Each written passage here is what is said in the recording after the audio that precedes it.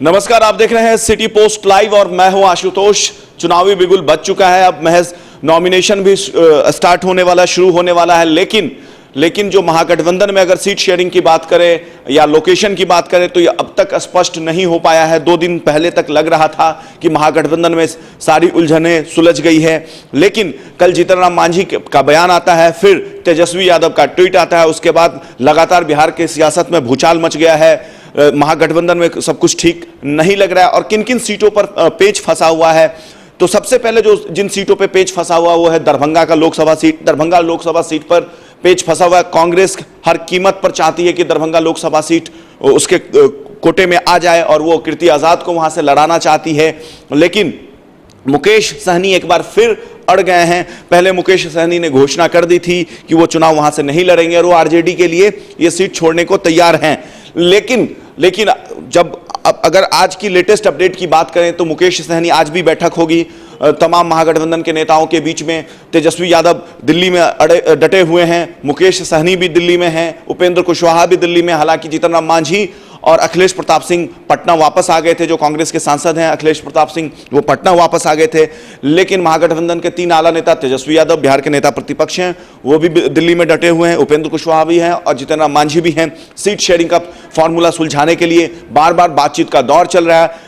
Officially बातचीत हो रही है, अनऑफिशियली हो रही है, लेकिन जो पेच है वो सुलझ नहीं रहा है। और कल जैसे ही तेजस्वी यादव ने ट्वीट किया, ट्वीट में अहंकार त्यागने की सलाह दी अपने सहयोगी दलों को, उसके बाद एक बार फिर बिहार की राजनीति में भूचाल आ गया और सवाल उठने लगा है कि क्या महागठबंधन बच पाएगा, क्या महागठबंधन टूटने के कगार पे है। ऐसे कई तरह के तमाम सवाल हो रहे हैं। दरभंगा लोकसभा सीट पर मैंने बताया ही आपको कि पेच फंसा हुआ है। इसके अलावा कांग्रेस और आरजेडी के बीच पेच ज्यादा फंसा हुआ है। जी हाँ, मधुबनी लोकसभा सीट जहां पर कांग्रेस चाहती है कि शकील अहमद को लड़ाए। शकील अहमद वहां से सांसद भी रह चुके हैं, लेकिन आरजेडी जो है वो अब्दुल बारिक सिद्दीकी के लिए वो सीट मांग रही है। मतलब आरजेडी चाहती है कि वो सीट उसको मिले। यानी कि मधुबनी और दरभंगा ये 2 लोकसभा सीट है जिस पर पेच फंसा हुआ है। दोनों लोकसभा सीट आरजेडी चाहती है, तो दूसरी तरफ कांग्रेस का भी दावा है कि दोनों लोकसभा सीट उसको मिले।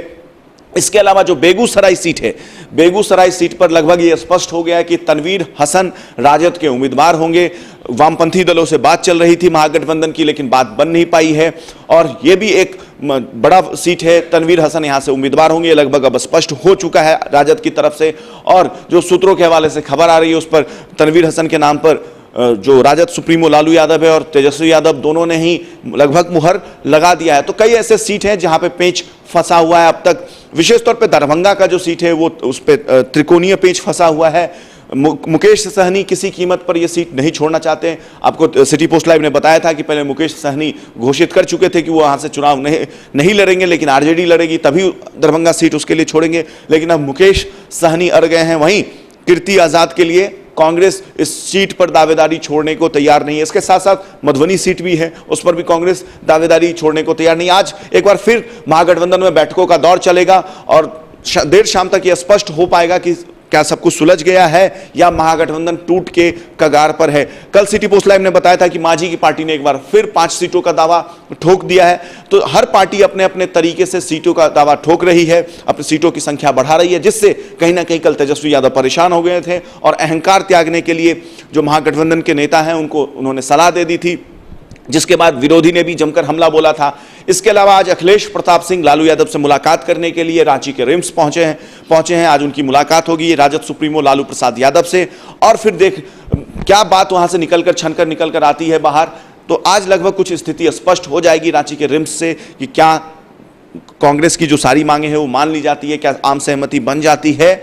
और क्योंकि अब 18 तारीख से नॉमिनेशन शुरू हो जाएगा, 25 तारीख लास्ट नॉमिनेशन का डेट है जो पहले चरण का चुनाव है, तो लगभग 1 या 2 दिन में स्थिति स्पष्ट होते हुए नजर आ सकती है महागठबंधन में सीट शेयरिंग के फॉर्मूले पे और लोकेशन के फॉर्मूले पे। आगे और भी कोई लेटेस्ट अपडेट आएगा तो हम सबसे पहले आप तक पहुंचाएंगे। तब तक के लिए आप देखते रहिए, पढ़ते रहिए सिटी पोस्ट लाइव। और अगर आपने हमारे चैनल को सब्सक्राइब नहीं किया है तो हमारे चैनल को सब्सक्राइब अवश्य करें। नमस्कार।